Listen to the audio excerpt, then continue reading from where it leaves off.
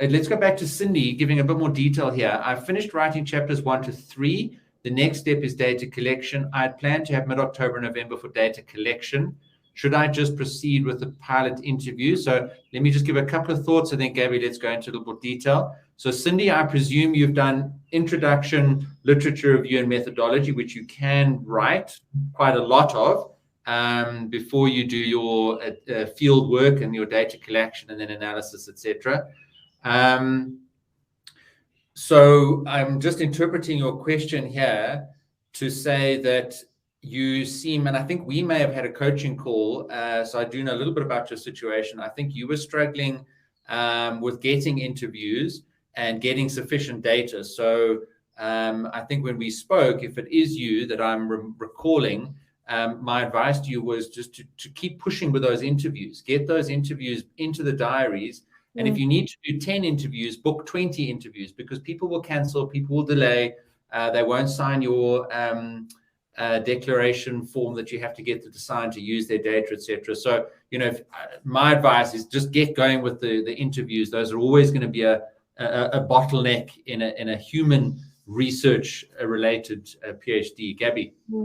Yeah, I would say similar. I mean, Cindy, if you've got a proposal and your proposal has been passed and your proposal outlined your research gathering or your methodology and your methods and analysis, then you've got your plan. Then I would say go ahead and get going. Your supervisors, if they were happy with your proposal, they should be happy with your plan. And then there's no reason not to go on, I would say. Yeah. Yeah.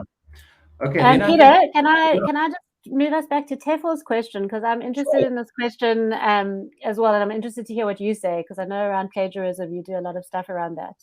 So he was saying, yeah. So he was just two up. Tefel Motoam. Okay. Oh, they're Tefel, right? Okay. Yes. 100%. Go for it, Gabby. Okay, so Tefel says, hi, I'm Tefel. Hi, Tefel. Okay, final year mechatronics at UCT. I was wondering how I can know my plagiarism score before I submit my thesis. Any resources that I can use? So Peter, I'm actually would like to pick your brain on that as well, because I know that once it goes through Turnitin, which most institutions have, then it's on Turnitin. So the next time you do it, it picks up your own work as plagiarism. So I'd love to hear from you about that one as well. Yeah, Tefel, Turnitin I used, and you would use Turnitin to get your plagiarism score. So you'd get a login from your university or an equivalent system, and you would be able to assess your plagiarism score before you actually submitted it, which is exactly what you're trying to achieve. And the university will give you tolerances for your level of plagiarism, because there's always going to be some inadvertent plagiarism. But as long as you've got any direct quotations within quotation marks, that's not going to count against your plagiarism score. What I say is the plagiarism will be picked up because it's inadvertent. There's always going to be some level of inadvertent, and typically anything below 4 or 5% is going to be fine. So you just have to get access to whatever system your university provides you to do a plagiarism check, because that same system is what your supervisors will put your document through once you've submitted it. And if plagiarism comes out at a significant level, then once you've submitted it, you've signed. Remember that first page you've signed. It's a declaration, and it's taken quite seriously that there is your own and original work and hasn't been submitted previously.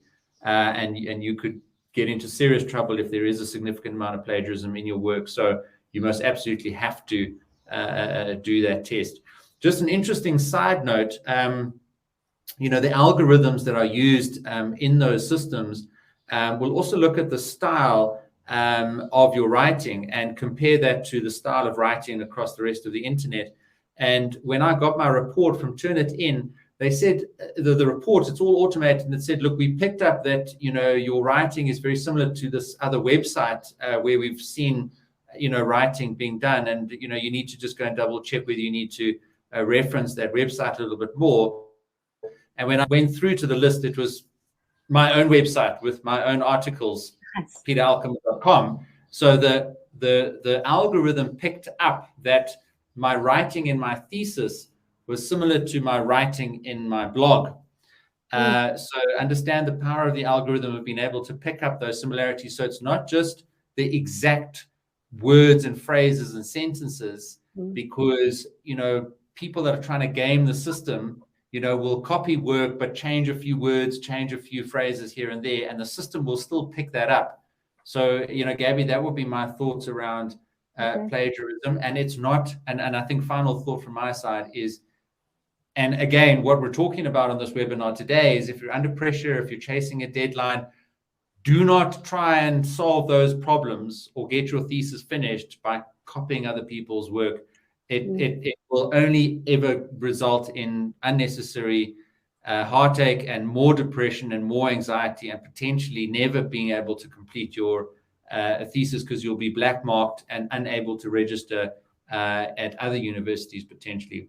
So Gabby, that would be my thoughts around plagiarism, and they're answering Tefo's question about using Turnitin to check your score before you submit.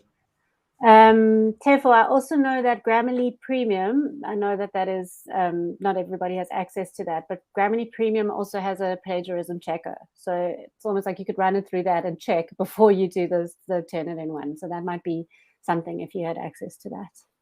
Yeah. And I think, Gabby, so obviously Grammarly is going to have access to all the public sources on the internet, but I guess, all the academic sources of the databases of theses, that perhaps are behind the firewalls of the universities, etc. But so absolutely use both potentially, but it'll certainly give you a very good guide there. Okay, fantastic.